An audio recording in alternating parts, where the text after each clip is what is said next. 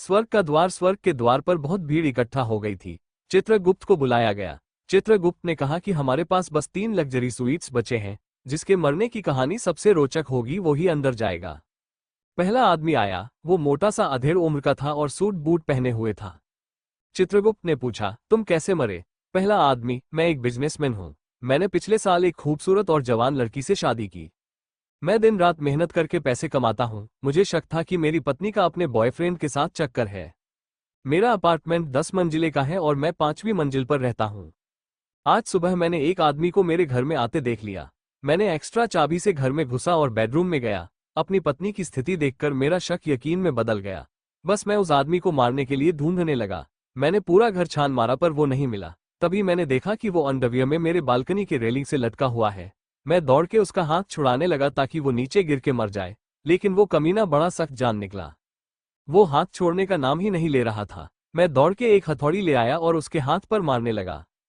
इस बार उसका हाथ छूट गया और वो 5 मंजिल नीचे जा गिरा।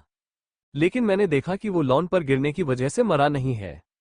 मैं दौड़ के घर का फ्रिज उठा लाया और उसके ऊपर फेंक दिया। फ्रिज उसके ऊपर गिरा और चकनाचूर हो गया।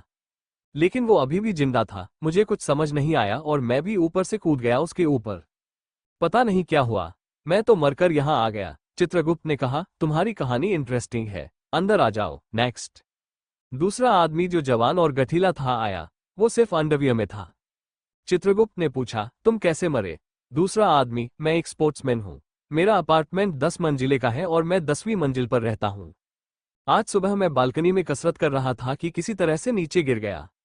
चित्रगुप्त ने पूछा, और तुम गिर के मर गए? दूसरा आदमी, नहीं, गिरते वक्त मैंने किसी नीचे वाली मंजिल के बालकनी की रेलिंग पकड़ ली। अभी मैं ऊपर चढ़ने की कोशिश कर ही रहा था कि एक मोटा आदमी आया और मुझे बचाने की बजाय उल्टा मेरा हाथ रेलिंग से छुड़ाने लगा। चित्रगुप्त ने पूछा, और तुम गिर के मर गए? दूसरा आदमी, नहीं, मैंने कैसे भी करके अपना पकड़ बनाए रखा।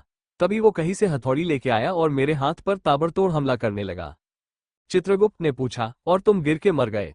दूसरा आदमी, नहीं, मैं नीचे लॉन पर गिरा। कुछ हड्डियां टूटी होंगी पर मरा नहीं। तभी वो पागल आदमी कहीं से फ्रिज उठा लगा और बालकनी से मेरे ऊपर फेंक दिया। चित्रगुप्त ने पूछा, और तुम दब के मर गए? दूसरा आदमी, नहीं, मैं फिर भी जिंदा था। तब तक मोटे आदमी को क्या सूझा और वो खुद ही मेरे ऊपर कूद गया। चित्रगुप्त ने पूछा, और तुम मर गए?